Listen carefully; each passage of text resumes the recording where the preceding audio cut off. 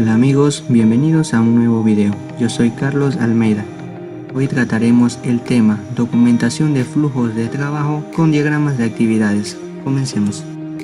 Los diagramas de actividades son un subconjunto de diagramas UML, el lenguaje unificado de modelado. Este tipo de diagramas describen el comportamiento dinámico de un sistema que se está modelando.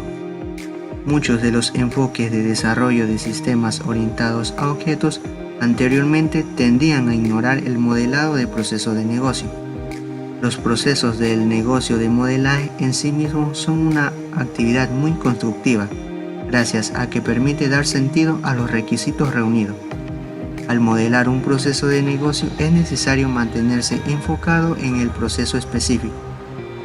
Elementos de un diagrama de actividades. El estado inicial y estado final. El estado inicial se representa en un círculo relleno. Este retrata el comienzo de un conjunto de acciones o actividades. En un diagrama de actividades solo puede existir un solo estado inicial. Estado final. Este se utiliza para detener un flujo de control específico o un flujo de objetos.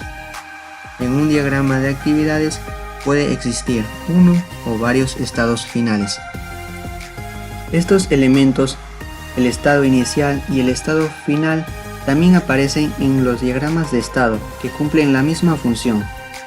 Estados de actividad y estados de acción son representados en un diagrama de actividad como un rectángulo redondeado. En el interior contienen un nombre que comienza con un verbo y termina con un sustantivo, por ejemplo, procesar factura y obtener información del paciente. El nombre debe ser corto, pero tiene que contener suficiente información para que el lector pueda entender fácilmente a lo que se refiere. La diferencia entre actividad y acción es la siguiente. La actividad se puede descomponer aún más en subactividades o acciones, que son representadas en otro diagrama de actividades. Además, los estados de actividad pueden ser interrumpidos y tardan un cierto tiempo en completarse, debido a que el estado de actividad se direcciona a otro diagrama de subactividad. En los estados de actividad podemos encontrar elementos adicionales que son acciones de entrada y acciones de salida. En la subactividad procesar factura, observamos elementos de entrada, acciones y elementos de salida. Una acción representa una pieza simple no descomponible, lo que significa que su ejecución se puede considerar instantánea. Estos elementos tienen similitud con la representación en un diagrama de estados que se utiliza para representar el estado de un objeto. Nodo objeto. Las actividades y acciones suelen modificar o transformar objetos. Su representación es un rectángulo. Está etiquetado por el nombre de la clase. Suele aparecer en varias relaciones cuantas veces sea necesario. La representación del nodo objeto también aparece en los diagramas de secuencia y diagramas de comunicación. Las transiciones. Las transiciones manifiestan el paso de un estado a otro, bien sea de actividad o acción. Esta transición se produce como resultado de la finalización del estado desde que parte el arco dirigido que marca la transición. Hay dos tipos diferentes de flujos en el diagrama de actividades. El flujo de control. Los flujos de control modelan la ruta de ejecución a través de un proceso de negocio. Su representación es una flecha continua. Solo pueden vincularse con acciones o actividades.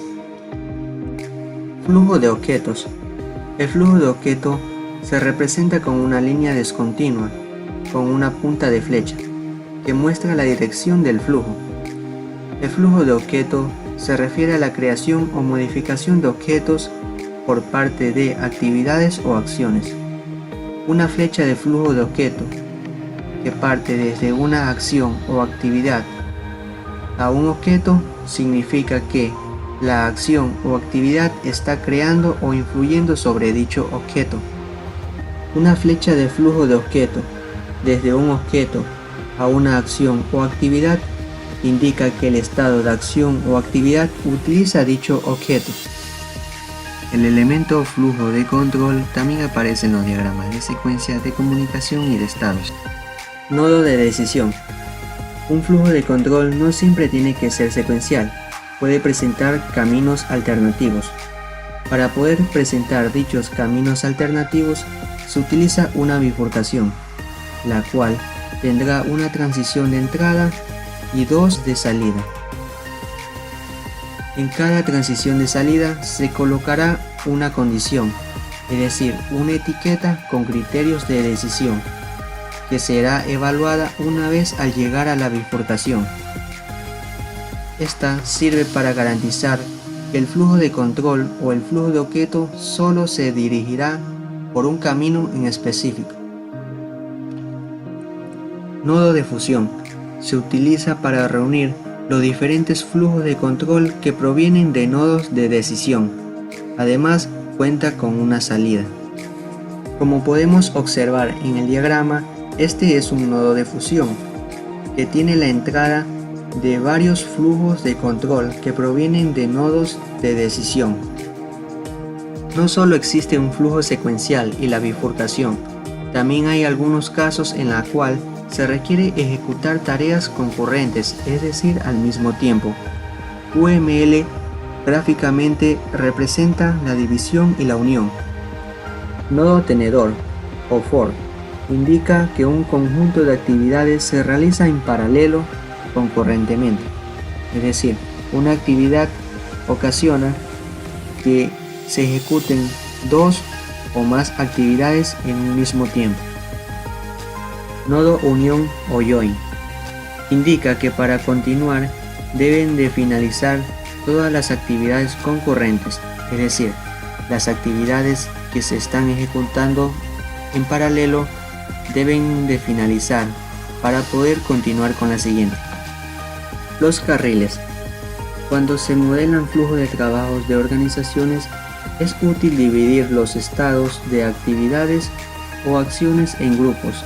Cada grupo tiene un nombre concreto y se denomina carril.